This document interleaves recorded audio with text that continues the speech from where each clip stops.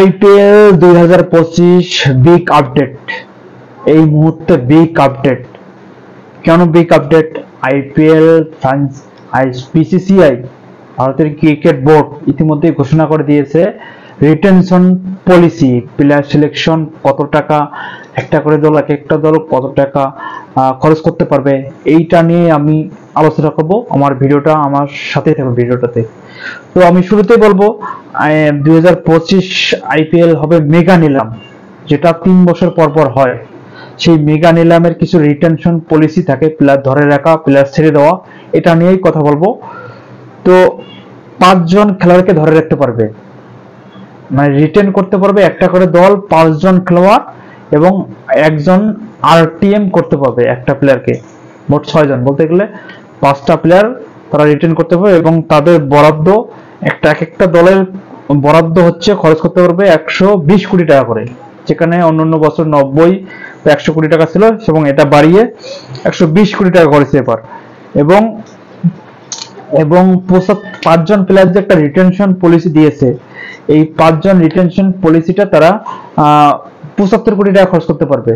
মানে 75 কোটি টাকার মধ্যে 5 জন প্লেয়ারকে আপনাকে সিলেকশন করতে হবে, এবং 1 2 3 4 5 এইভাবে সিলেকশন করতে হবে। এবং এখানে এবারই প্রথম যে কোনো ধরাবাধা নেই যে আপনি বিদেশি প্লেয়ার 5টা নেবেন না ভারতীয় প্লেয়ার 5টা নেবেন। অন্যান্য বছর যেমন ছিল ভারতীয় 3টা, বিদেশি 2টা, এরকম ছিল, কিন্তু এবারই প্রথম কোনো ধরাবাধা নেই। আপনি 5টা প্লেয়ার ভারতীয় রাখতে পারেন, 5টা প্লেয়ার বিদেশিও রাখতে পারেন, আবার 4টা রাখতে পারেন।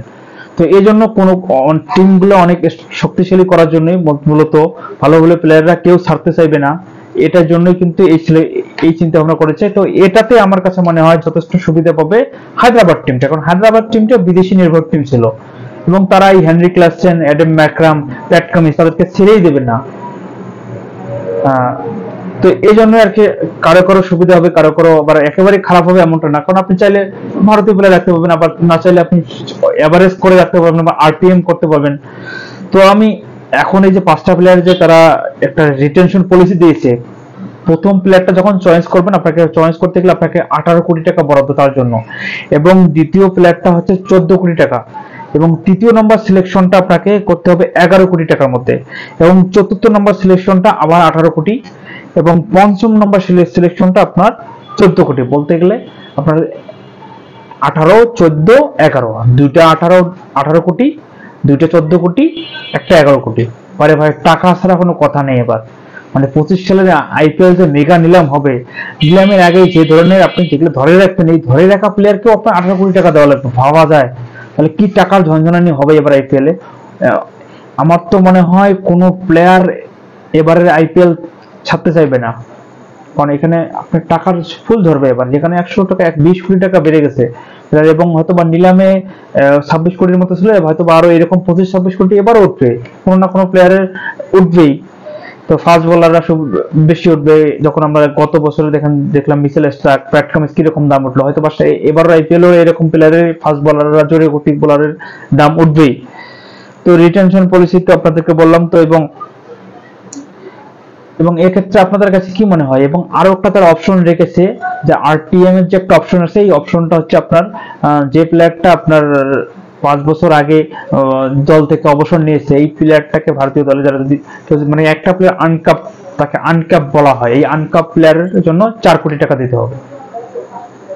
আপনি একটা আনকাপ প্লেয়ার যদি এখানে এই যে 6 নম্বর আরটিএম করেন বা রিটেনশন পলিসিতে যুক্ত করেন, তাহলে কিন্তু আপনাকে সর্বনিম্ন 4 কোটি টাকা দিতে হবে। এবং যেটা আমরা দেখেছি, মানে এটা করারই মূল কারণই হচ্ছে কিছু কিছু প্লেয়ার ভালো পারফর্ম করার পরও 3টা বছর তারা, যেমন রিঙ্কু সিং এর কথা বলি, কলকাতা রিঙ্কু সিং মাত্র 56 লক্ষ টাকা করে পেয়েছেন, অথচ তার পারফরমেন্স কিন্তু 56 লক্ষ টাকার মতো না। এবার কি হবে? এবার তাকে সর্বনিম্ন হলেও 14 থেকে 11 কোটি টাকা দিতেই হবে। কলকাতা যদি ধরে রাখতে চায় 14 কোটি বা 11 কোটি থেকে, এই জন্য আপনার মেগা নিলাম 3 বছর পর পর আসে, এবং মেগা নিলামটা কারণে প্লেয়ারদের স্যালারি রেঞ্জ বা যাই বলেন সবকিছু কিন্তু চেঞ্জ হয়ে যায়। এবং আরো একটা অপশন বিসিসিআই আরো একটা করেছেন যে আপনার যারা মালিক পক্ষকে 11 কোটি টাকার মতো দেবে এবং ম্যাচ ফি 12 কোটি টাকার মতো দেবে। মানে মালিক এবারই প্রথম তারা এরকম কিছু স্যালারি স্ট্রাকচার করতে যাচ্ছে, এবং প্লেয়ারদের সিলেকশন থেকে শুরু করে বলেন, প্লেয়ারের যে প্লেয়ারটাকে তারা নেবে বিশেষ করে তারা চাইবে ফুল সিজন খেলানোর জন্য। আপনি ফুল সিজন খেলাবেন না, হয়তো ওই হিসেবে তার আপনার বরাদ্দ থাকবে। এবং কেউ যদি আইপিএল খেলতে এসে যদি মাঝপথে চলে যায় তাকে কিন্তু কঠিন শাস্তির মুখে পড়তে হবে। এইরকম আপনি চুক্তিপত্র সই করেই কিন্তু আইপিএল আসতে হবে, কারণ এখানে ভাই টাকার খেলা, এবার টাকার ঝরাঝরি হয়। এখানে যদি আপনি মাঝপথে চলে যান তাহলে ওই টিমটার বড় ধাক্কা হয়ে যায়। ভালো প্লেয়ার যখন চলে যাবে তখন বিদেশি প্লেয়ার তখন কিন্তু ওই টিমটার বড় ধাক্কা হয়ে দাঁড়ায়। এবং এখানে আপনি আইপিএল এ দেখেন, আইপিএল এ আপনি যদি ব্রেঞ্চেও থাকেন তারপরেও আপনাকে টাকার ঝঞ্ঝনা নেই। তো এবার নিশ্চয়ই আমি বলতে পারি আইপিএল এর 2025 মেগা নিলামে অনেক প্লেয়ারের ভাগ্য বদলে যাবে, এবং এই 25 সালের আইপিএল থেকে হয়তো এমন কোনো প্লেয়ার, কিছু কিছু প্লেয়ার আছে চাইবে তারা পুরো আইপিএল খেলে যেতে, এবং তারা সবাই চাইবে আইপিএলটা খেলতে, এবং আইপিএল আরো জমজমাট হবে। জমজমাট করার জন্যই বিসিসিআই অনেক কিছু প্ল্যানিং নিয়েছেন।